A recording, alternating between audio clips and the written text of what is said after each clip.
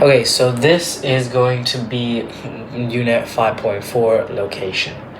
So basically location is location. It is the literally where you are, the geographical position of a business. It's just such an advanced term. Location is location. It's where you are as a business, where your place of operations will conduct. So when we look at location, we have these 9 factors to look at and what influences what location you're going to pick. So firstly, it's this idea of this cost and availability of land, okay? In different countries, you have different cost and availability of land. In Hong Kong, land prices are super high, whereas if you go somewhere in the United States, it differs from state to state. So it could be cheaper in maybe in Washington rather than in New York. Secondly, we have the cost and availability of labor, okay? Now, this also decides where I'm going to start. Maybe I work in Southeastern Asian countries usually have low labor costs because of these because of their national laws, okay? So maybe I go to Vietnam to set up a factory there where I can pay lower labor costs.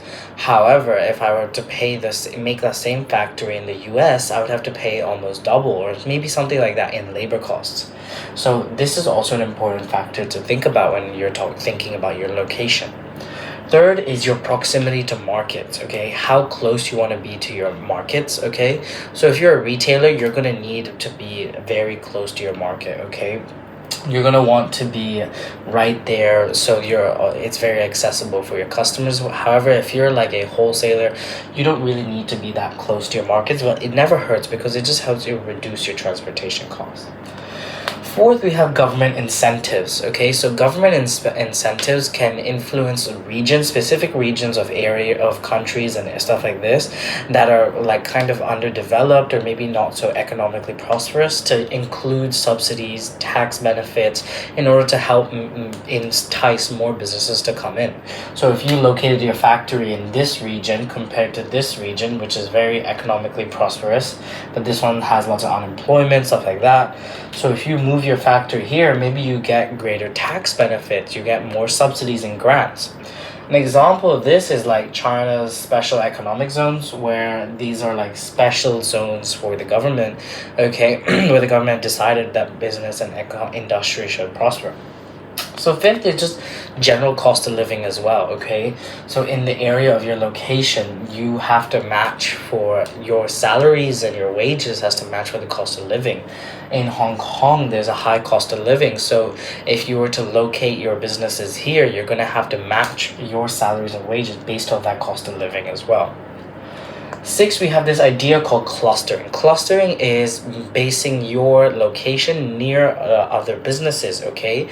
So this is an example of like a coffee store being right next to a shopping mall, or a children's toy store being right next to like maybe like Kidzania or something like that.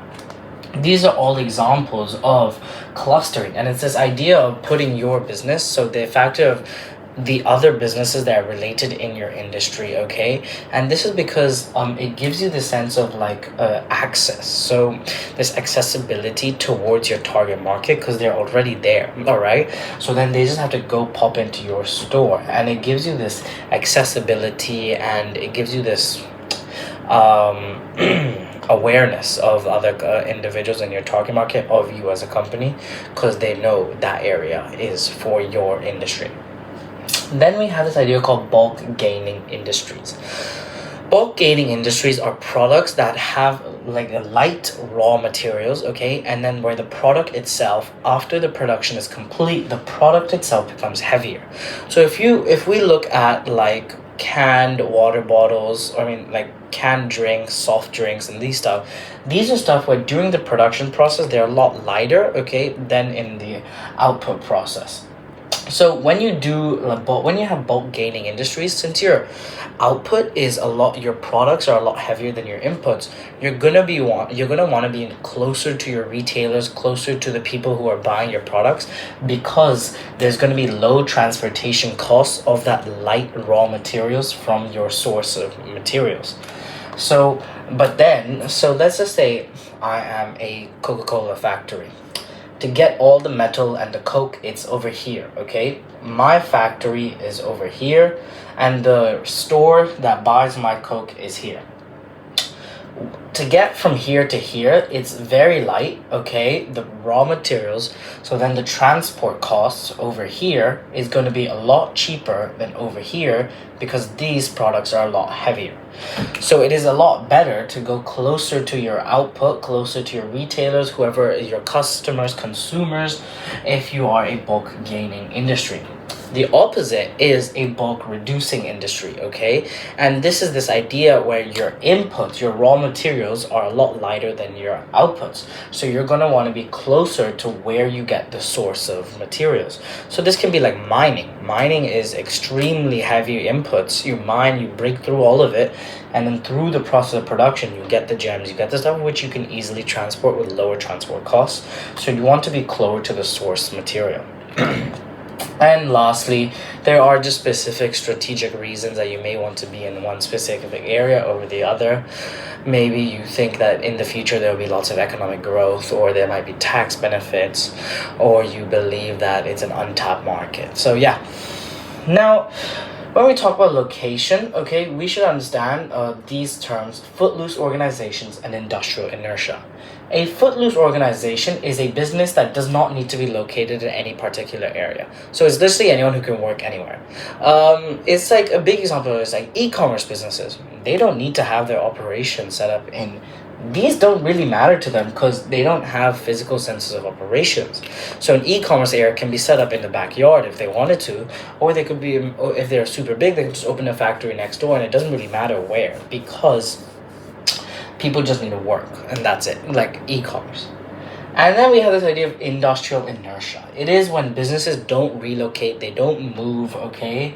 Even if there's no cost benefits of staying in the same space, just because to avoid a destabilized or unhappy workforce. Because people may not be happy with changing or moving or this labor mobility, okay, that we talked about in HR. So yeah, that is the first part, location. Okay, so this is the last part of 5.4, and it's just these methods of actually reorganizing your business to maybe change locations, all right? So first we're going to talk about outsourcing, insourcing, and how like this is mostly to do with labor, and then we are talking about offshoring, reshoring, which is a lot to do with location. So outsourcing is this use of third-party subcontracts or subcontractors, okay, to carry out non-core activities of your business to improve efficiency and reduce production costs. So over here, it's third-party contractors to help in non-core activities. So this can be like lawyers, okay, it can be like securities for events and stuff like that. This is really good because when you use outsourcing, you can go to specialized firms in these fields and get a specialized availability of labor, okay? Secondly, it can help you concentrate on your core activities more, okay? Because now I don't have to spend time with lawyers, with security, with my own employees. We can spend time on the nits and grits of our actual real work. However, this gives you potential quality issues because you're not in control of this third-party resource or this third-party organization. So it gives you this vulnerability and this exposure to quality issues. And then there's still monitoring and monitoring costs and maintaining professional relationships costs. So it is not essentially cheaper in any way or so. Next, we have insourcing. Insourcing is kind of the opposite of outsourcing, okay? It is the use of an organization's own resources to complete specific jobs, tasks, functions, rather than outsourcing, okay? So when you do insourcing, this is stuff like you have in-house lawyers, okay? In-house counsels, okay? And you hire your own security guards and stuff like this.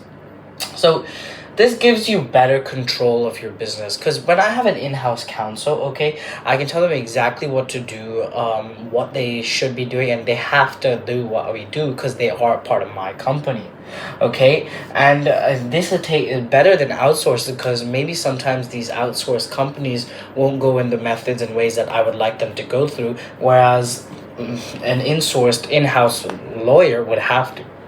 Secondly, it can be cheaper because you don't have to spend so much on these outsourcing continuously again and again and again.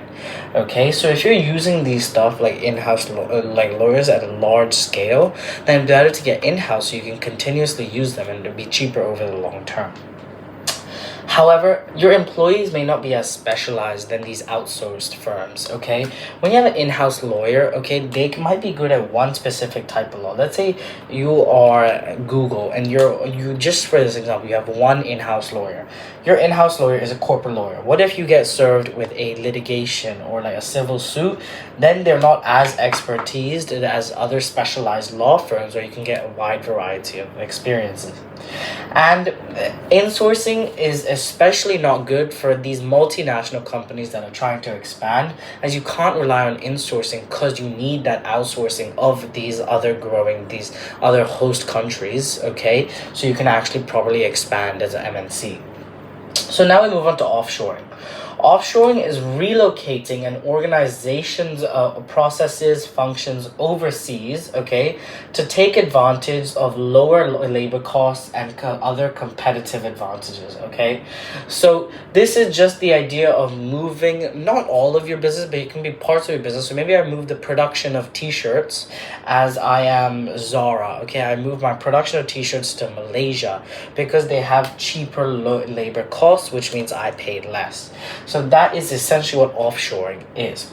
Now, as I was saying, it can give you the significant cost reduction as a business, thus helping you improve your costs and improving your profit margin because you can access these labor costs and competitive advantages. Secondly, you do a lot of job creation in the host country. So you actually help the host country's economy prosper, which might give you lots of like incentives from the government to come in, so maybe grants and subsidies as well. And third, you're going to focus on your core activities more. If you are Zara and you put the production of a factory here, then here in your home country, I can focus mainly on the design, sustainability, whatever Zara's core activities are, a lot more than if my factory was also here, where it's something I had to check up on usually. However, whenever we talk about offshoring, there's a large tendency to associate these with unethical practices, okay? Because these, so if you talk about Zara, these factories pay almost little to none, okay? And this idea of child labor, not paying enough, is very associated with offshoring practices. Secondly, you could present yourself to lots of cultural clashes, okay? If my business is a American, lots of individualistic culture, and I offshore into Japan, a very collectivist culture, okay, according to Hofstede, remember? Then that brings a lot of cultural clash, and it may not be that useful anymore for me to access these competitive advantages in Japan because the workforce may not have culturally connected. And third, if I want to do this, I would have to also incur lots of redundancies in my home country. If I want to move my factory from America, my home country as Zara, to Malaysia, I'm going to have to find a way to get rid of the entire factory here in a way that is still ethical and maintains no resistance to change, which we know comes around the idea of conflict. And yeah, those comes with really high costs. So lots of redundancies may be very, very bad. So now the opposite of that, we have reshoring. It is bringing back business functions to domestic countries from overseas. Now, this has become recently aware due to the COVID-19 crisis, where lots of people had to pull back their overseas operations back to their domestic countries. So if I was Zara and my factory's here, okay, in Malaysia, I would have to bring it all the way back and open it again in America, because maybe this can be happened for multiple reasons, okay?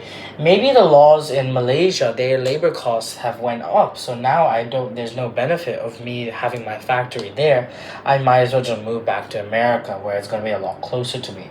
Or maybe America is now offering me lots of grants and subsidies where I might want to come in.